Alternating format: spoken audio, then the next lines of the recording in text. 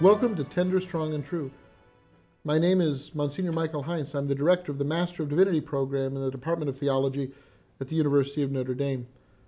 Our topic today is maintaining a spiritual life, navigating the temptations of competition. Joining me today are two members of the Notre Dame family.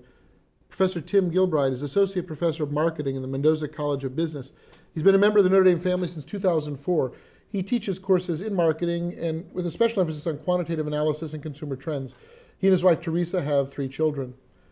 Also joining us is Dean Carolyn Wu, well known at Notre Dame and beyond, Dean of the Mendoza College of Business at the University of Notre Dame. I'd like to welcome them both. Thank you for being here today. In the gospel, there's a creative tension between competition as a good. St. Paul encourages us to fight the good fight and to run the race with great vigor. And at the same time, the gospel teaches us to die to self and to live for others. And because of this creative tension, we live in a society that, because of its emphasis on competition, can provide great temptations to the believer in the world today. How do we make sense of competition in our lives as Christians? How can it be something fruitful and helpful? How should it be avoided? What aspects of it are dangerous? How do we parse the differences between good and bad competition? And what strategies might we employ in our lives today in making sense of these differences? I'd like to begin our conversation today by asking Tim, what is the place, or is there a place for competition in the life of anyone today in our world, especially someone who's a Christian? Well, certainly we really can't avoid competition. And from a business perspective, as customers, we want competition, right? We want to make sure that there are many firms competing to give us the goods and services that we want. We want to make sure that resources are being efficiently used and allocated. And competition helps that along. We would be pretty suspicious or we get weary in our economic life if we feel that there's a lack of competition, that one firm is dominating the competitive landscape. So certainly in that respect, there is a good role that competition plays in a macro perspective. Mm-hmm. I would say as well in the individual perspective. Carolyn? I would say, Father, that competition in our own personal life has a constructive role if we do it properly. So I think competition allows us to set a goal, and we want to practice, and it requires discipline. It trains us to have a certain degree of commitment, and it allows us to be better. And competition is healthy when it's not just about winning, but also learning how to lose. So I think that without competition, we are not necessarily better off. It's a matter of what is the proper role of competition. Mm-hmm. I think in our society today, especially from adults in business to children in music competitions, academic competitions in school, and certainly in sports, you as parents must deal with this quite frequently with your own children. You have children at home. How do you help them make sense of how competition can be something good in their life? Well, you know, it's interesting. When my kids were very young, they just sort of naturally celebrated sort of other folks winning things. You know, that Susie's the best speller, or Brother Harry did well in this or that. And then it's only sort of as they get a little bit older that they see competition more as there being winners and losers. And they become sensitized to the fact that they can be losers. Mm-hmm. But we have to remind them, almost pull them back to remind them of the joy that they have when somebody else does something good. And that someone else doing well doesn't mean necessarily that you're doing anything poorly or doing mm-hmm. not as well. Mm-hmm. And I could actually give an example. I have 2 sons. When the older one went for basketball, in the early years, freshman and sophomore years, junior varsity, he worked very hard. We got up very early, he practiced, he learned to enjoy basketball, enjoy the games. When he was a junior, he didn't make it on varsity.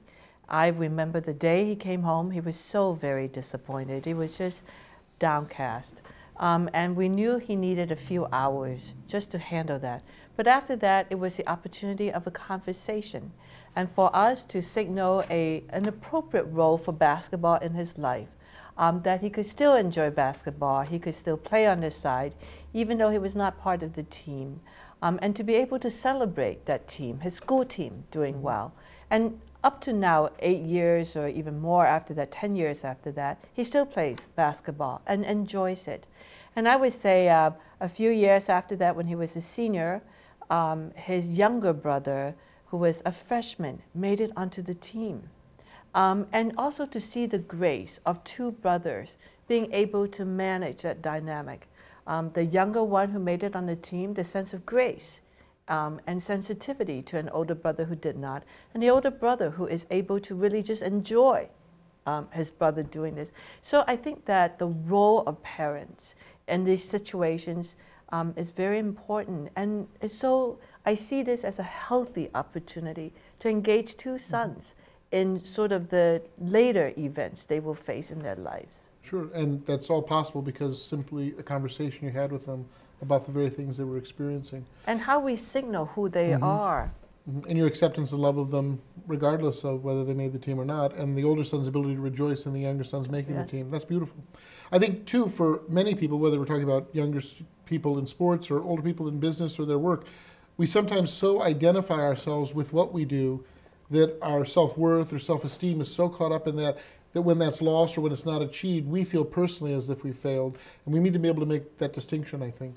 Yeah, one of the things we tend to do is really compartmentalize our life. You know, this is my working life, and that's separate from my family life, and that's separate from the things that I pursue just for out of hobbies, and that's separate from my spiritual life.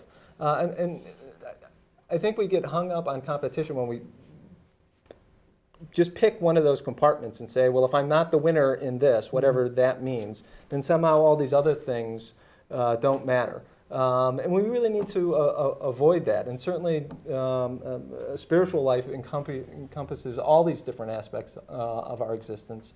And we shouldn't put too much emphasis on one to the expense of another. And we shouldn't look for validation of the complete package by just focusing on the one. It seems to be a lot of this has to do with validation we receive outside of ourselves. And Father Mike, I would say, is very realistic for people to be very identified with their title.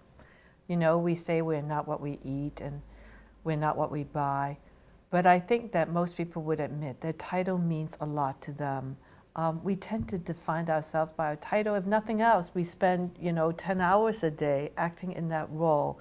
And I think that requires really explicit reflection and attention to know how much we hang on to that and how unhealthy it is.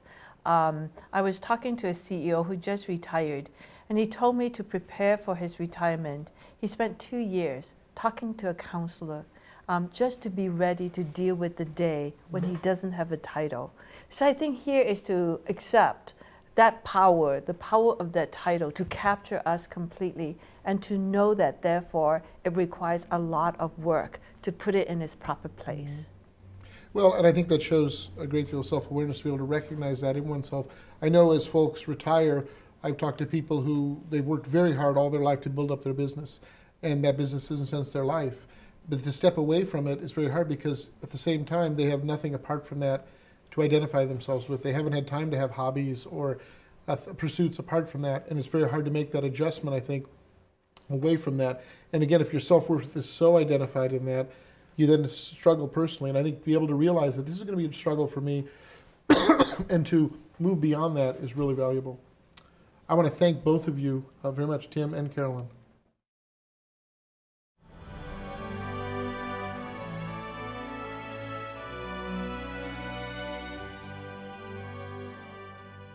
We've been discussing the place that competition has in our lives as individuals, as families, and as people in the world.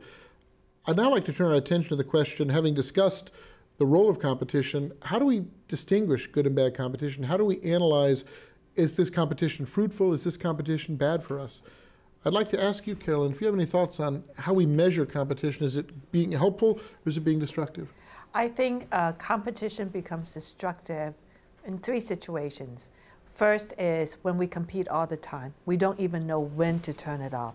So people just sort of naturally compete with their peers, their colleagues, their friends, and even sometimes family. So it's just competing all the time.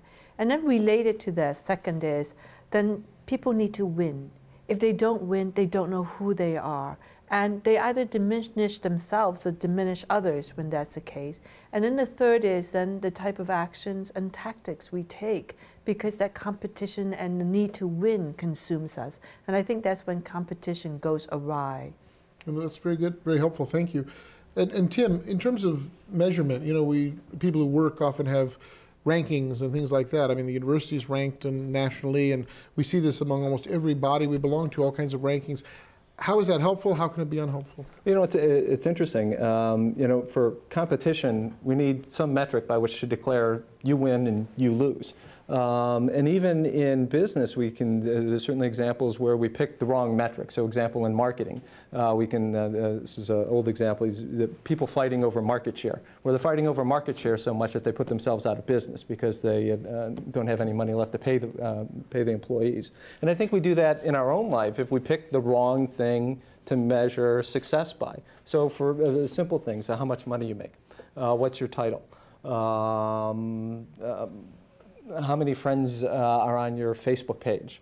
And the unfortunate part of it is that sooner or later, if you're like most people, you can be taken down a notch. You're not going to be the person making the most money, and even if that were the right metric. We're always going to run into situations where we don't succeed or beat others. And trying to measure in that sort of losing the competition can be a very painful process. And Father, I just want to say, there are studies which show that when people lose status, the part of their brain that processes is the same part that processes physical pain. And so as humans, somehow status is extremely important to us, and therefore it calls for us to really sort of deeply reflect who we are and not just let status drive the whole identity. I also think that in this culture there is a bad habit, and it's a habit of the winner takes all. If you were not number one, you got nothing. The whole idea of a person losing by 1 point or 1/2 of a second, all of that accomplishments become nothing. And I think we really need to challenge that way of thinking so that the one who's number 5, number 6, who also achieved a lot, should know what has been gained. You know, even though you didn't walk away with the ribbon, but all of the achievement and the real substantive progress which has been made is as real. So I think we also need to take on that the real achievements behind or reflected in these competitions cannot just be negated because we didn't get the one ribbon. So somehow this again sort of ties to this measure. What is the measure by which I'm declared the winner or loser? And if we sit back and reflect, in any one given instance, it's probably pretty arbitrary. And if we try and think a little bit more broader, it goes to this issue of, well, what is a good life? Certainly the goodness of my life is not measured by the length of my title or my paycheck. And certainly as Catholics and as Christians, we've got some other measure that should help us transcend whatever these the particular competitions are that we're involved in. So for instance, Brother Andre, recently canonized. A slight, small janitor, certainly didn't win any prizes for athletics or accolades in terms of money or whatnot, but look at the value that his life had to so many people. Mm-hmm. And how we think of success or effectiveness, you know, I'm just thinking of St. Jean Vianney, the curé of Ars, barely made it through school. He had trouble passing any of his classes. He was never top of the class. He was always last in the class, almost didn't graduate. And yet his whole life was devoted to the service of God's people in a way that his success was measured not by the academic standards of that time or any time, but rather by the self-gift he made to others and that generosity to other people. And I think for me, a gift of getting a bit older is to understand the blessings in my life. And to just understand how profound those blessings are, so that you no longer just tie yourself to winning or to more money, but just to know, wow, the gifts that God has given us, whether it's in the way of people in our lives, our spouses, our family, but also talents which we have. And so then it becomes a sense of returning the gift, using those talents as best as you can, and to appreciate that nobody's talents are ever wasted. That in God's eyes, there's not a more important or less important talent. And so understanding the blessings, understanding the responsibility to really develop those blessings, and finally to use those blessings for other people also. You know, in the earlier section, we talked about competition being good, and we said it helps bring out the best in us. And now as we reflect, well, when does competition go awry, when it is a bad thing, is when we pursue it for its own sake or for our own ego. To the extent that I think we can ask ourselves, are we pursuing excellence in the service of others or in the service of ourselves? And if it's really sort of a self-centered pursuit of excellence and you have to win for that reason, then certainly I think that's a sign that is problematic. One of the most frequent questions that's asked of us, we were ranked #1 as an undergraduate business school. And the question always is, what are you going to do to maintain that position? And I said, nothing. And the reason is that we do what we do not for the ranking.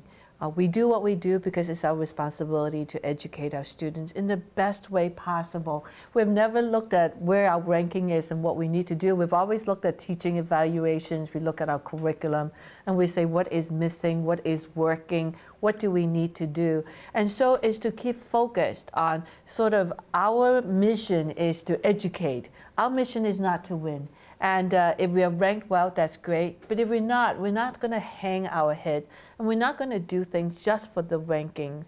And actually, I've talked to people who are really into winning, and you will find that they actually don't enjoy the winning, because the next question is, what did we lose it? What do I have to do to keep on winning? And actually, that takes away the joy of that type of recognition. What's that banner that hangs in Mendoza College?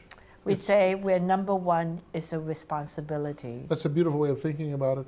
You know, St. Bernard of Clairvaux, the great Trappist Cistercian monastic founder and abbot, would ask himself again and again the simple question, ad quid venisti? Probably loosely translated, what are you doing this for? Why are you doing this? And I think in a rat race kind of world where we're just constantly racing, if we don't stop, step back and ask ourselves, why am I doing all this? We can easily get pulled into it, and that's when I think competition becomes ultimately self-destructive in hurting us. Thank you, Tim. Thank you, Carolyn, very much. Thank you.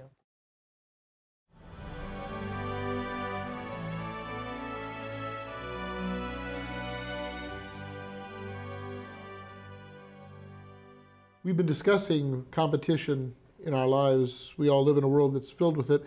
And there is a competition that can be fruitful and helpful to us, and obviously a competition that can be destructive, ultimately self-destructive. Having talked a little bit about these issues, I'd now like to ask our panelists to discuss a little bit strategies that help us to navigate our world, in our world, filled as it is with competition. How do we parse the differences between good and bad, and what strategies can we use to make competition in our lives as believers something positive? Carolyn. You know, I think there are 3 ways. The first one is to be mindful that we don't create unnecessary competition. And I'll give an example in a minute. But the second thing then is self-reflection.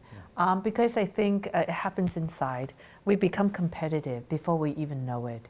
So I think there is some self-management to do. The third, though, is that sometimes we find ourselves in situations which breed that type of behavior in us. And I think it's to have some wherewithal to be able to withdraw from those situations. But, you know, I'll come back to some of those points in a little bit because I want to hear from Tim, too. Well, you know, I find, and I'm sure most people are like this, we have a daily diet, I hope, of spiritual life, going to Mass, praying, and whatnot.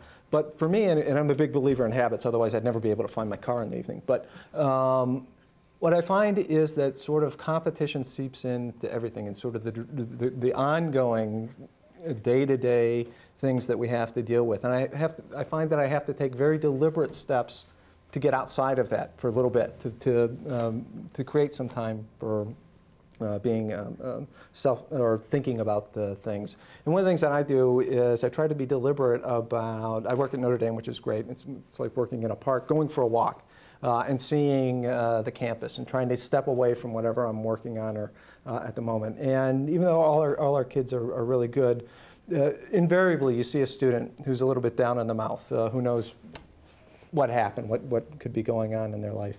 But I find the simple act of just saying an anonymous Hail Mary for that student, just sort of walking, thinking about them, putting myself in their steps, asking for help for that person, just takes me away from whatever element of this competitive society is dominating my thoughts at that particular moment. both of you hit on the importance of prayer in different ways, which is the capacity, in a sense, to step back from the whirlwind of our daily life, to stay stock, to recognize, in a certain sense, prayer is nothing more than the recognition that, in the end, everything's a gift. And when we see even our successes, all the things we think we've achieved, we wouldn't have achieved them simply on our own or by our own abilities. We're the product of parents, teachers, educators, other mentors who helped us in the course of our life. So whatever we've achieved is, in a sense, been given to us. It's never ours by right. And if we live with a sense of that, we have a sense of giving it back. That, in fact, it was entrusted to us, and the gospel, of course, says, to whom much is given, much is required. And that, in a certain sense, success breeds obligation. And I think we see that, I hope, at the university with so many opportunities where we've been blessed as a community with some of these students are just remarkable young people and their gifts and their desire to go and to serve in different places, taking their fall break week to build homes for the poor, or to their spring break week to go on an immersion experience into an area that's stricken with poverty or disease, and to reach out and help. That there's never a sense where we can rest on our laurels and sort of bask in our glory as if it's our own to begin with. It's always gift. And Father, I just want to say, along with the obligation to use the gift, I think it's the obligation to enjoy and celebrate that gift. And sometimes when we're so fixed on winning, we actually diminish the gift because it didn't produce the end of a trophy or the end of sort of a lot of attention.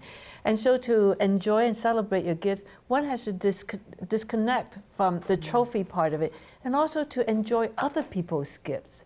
You know, to know that in the end we are all parts of the same body. We need all parts to be really doing great work. And so I think that if we're too focused on competition, we actually cannot enjoy the gift that we have been given. You know, one of the things I learned, probably this struck me about junior high school, is that I'm a fairly competitive person, and not always in a good way. And I've had to be very conscious about sort of who I affiliate with, the types of careers I choose, to not put myself into situations where I would be drawn into unnecessary competition, because I know it brings out not necessarily the best in me in all situations. So I had to be very conscious about, you know, I was very lucky that I had the opportunity to choose a profession where it's not like business, where you're being day in and day out inundated with competition. But certainly academic has its own form of competition. And you have to be, I think to your point, very self-knowledgable and pray for knowing things that you can do and can't do. And again, ask yourself, am I doing this just for myself, or am I doing it in the service of others?